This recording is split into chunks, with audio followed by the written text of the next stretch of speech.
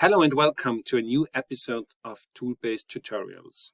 Today we will be talking about visualization, which is a functionality that helps you to identify the correct compartment during withdrawal or refilling items in an open system, such as an drawer system, Toolbase EL, or box system EB. Let me first show you what is visualization, what is it for, what does it help you, what can you do with it, and afterwards we will do a new visualization together. So first I have to register to the system. I have to log on. I can show you visualization very well when doing for up a filling. Let me show you. Let me take one of our products. Take the first one. We will fill up, and that's the result of a visualization. It helps you to identify the correct compartment by a layout or a grid which shows you the design of your drawer number 101.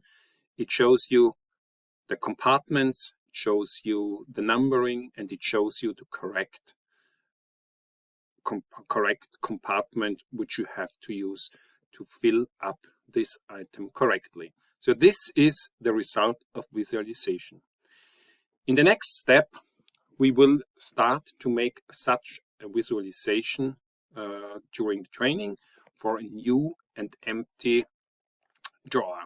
So let me first finish this functionality and we'll then change to main menu. Visualization is a part of administration and settings, and you can find it under stock compartment configuration.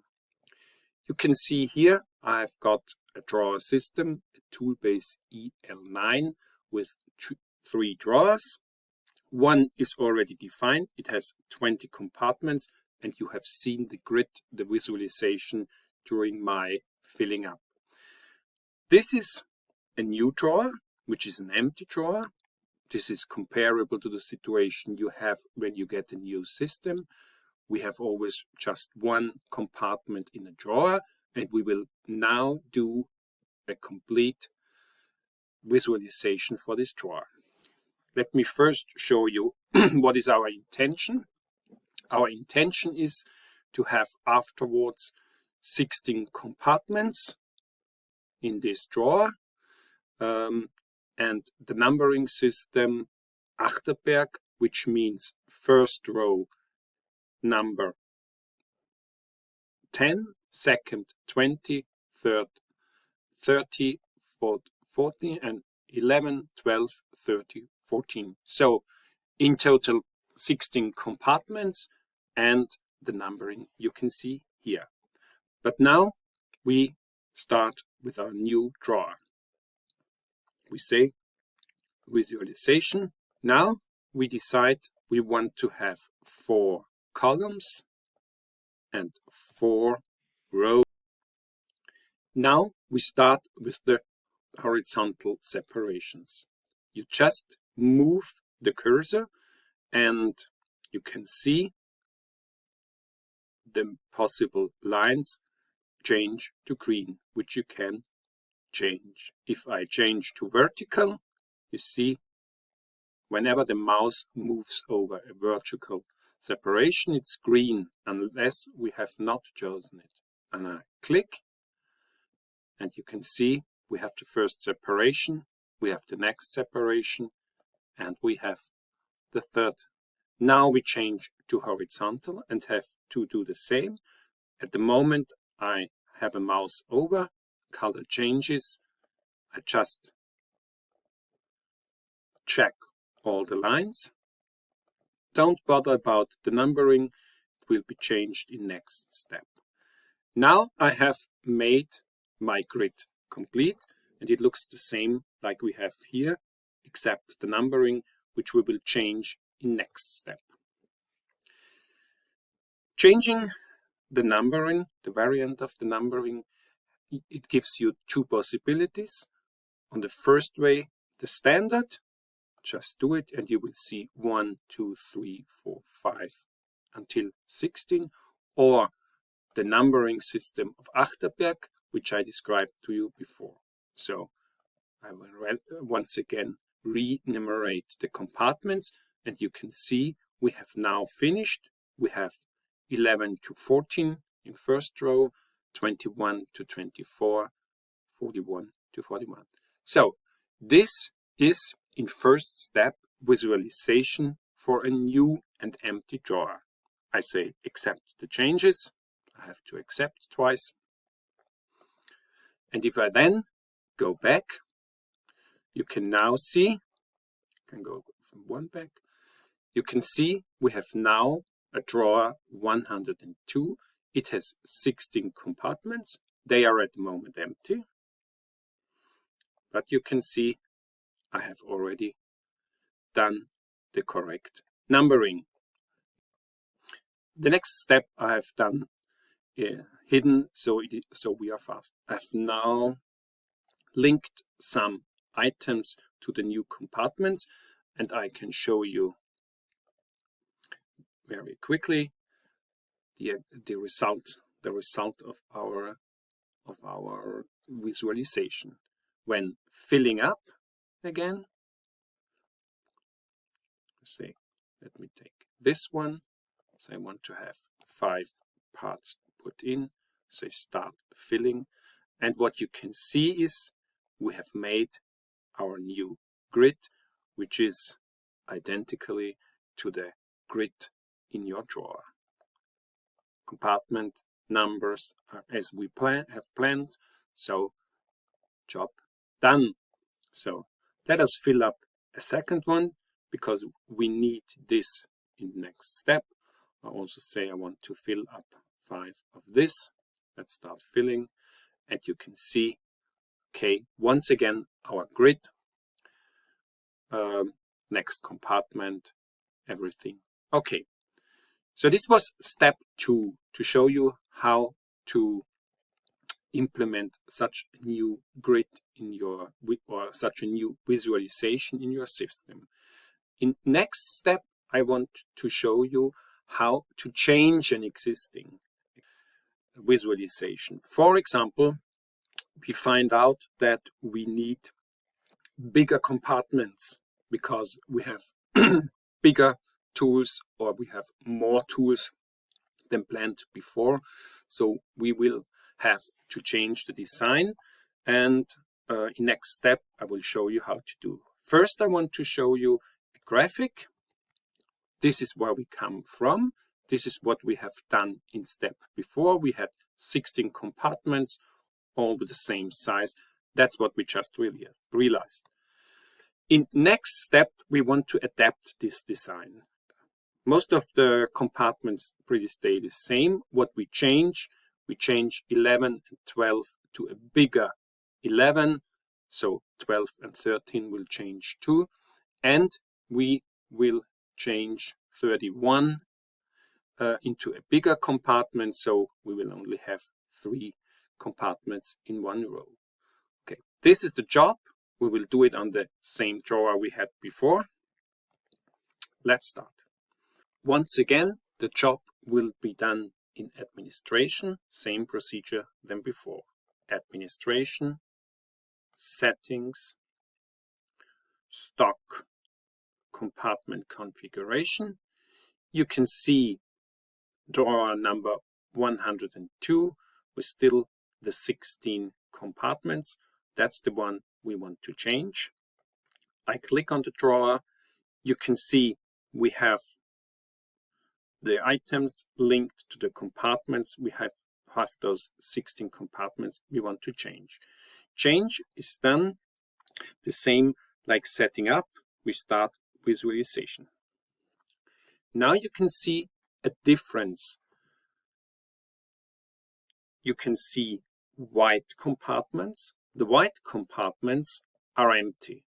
And you can see the gray compartments. The gray compartments are linked to an item. If you click on such a compartment, you see the information which item is linked to the compartment, the maximum quantity, the quantity stored in this at the moment. So this is just an information, but you will see it will be important in next step. Now our plan starts to change those two compartments into a bigger one and change those two compartments at a bigger one, and the others around will change also. Doing some changes is done the same way than setting up such an. You activate horizontal separation because you want to change a horizontal separation. You move the mouse. At the moment you have a mouse over, the color changes to red. When you click at it, you will delete this line. And as you can see, the system changed. We have now a bigger compartment, 31, and we have still an incorrect numbering, but that we will change later on. So done by some empty compartments works like this. Now you will see you can do the same procedure when using it on compartments linked to an item, but you will have an additional information I want to show you now. Once again, I want to delete this horizontal separation. I move to it, color changes at the moment I click.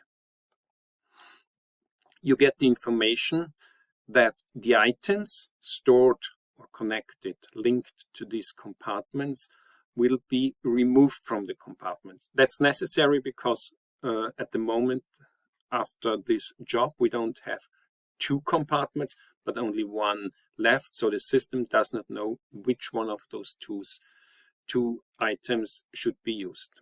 So I accept, and you can see it already changed the compartment. It's now a bigger one, same like 31. Still information is not correct, but what's important, the two linked items are not lost, they are moved to the clipboard, and we can then later on use them again. But now in next step we will change the numbering to a correct way. This is easily done. Just activate Achterberg numbering system and then renumerate compartments. One click, done, and you can see the system changed. In next step, we will again link those two stored items in the clipboard to the new compartments. Now it is important to know whether those compartments have been used before or not, because you have to identify a maximum quantity. Just go to Mark and then click to the compartment. Information about this compartment, number 11, you can see over here. Compartment number, and here is already stored a maximum quantity of 10. That's okay. Let's move to 31. And here you can see, here we have no maximum quantity. We have to change to 10. And now we can link once again those items to the new compartment. And that will work with drag and drop. So you take the first item and move it to the compartment 11. Drop it, and it will be stored there. Next, take next, move to the compartment and drop it there. And if you once again activate Mark and you go to compartment 11, you can now see the item is linked to it, and also 31 also linked to them. So, job done. We have the new grid design with the bigger compartments 11 and 31, and we have once again linked the items to the new compartments. So at the finally accept the changes, just accept what has been happening, accept once again, And if you go back to your system, you can see now here we have 14 instead of 16 compartments. We have 11, 12, 13. We have linked the item to compartment 11, and the same with 31.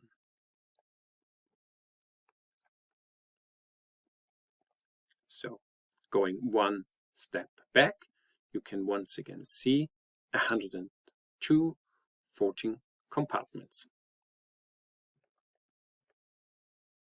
So job done. We changed to this design, and we re-linked the items we already had before in the old design of 11 and 12. Now we can check whether the design is correct or not. This is, for example, done with a filling. We take one of the two items. This is the first one. We will say load to max, start filling, and you can see it's the item which we newly stored in compartment 31. So correct design, everything fine. So the changes are stored in the system safely. So filling completed, and yes, job done. So that brings me to the end of our tutorial today. I hope it was interesting for you and you enjoyed the tutorial. Thank you for your attention, and see you soon.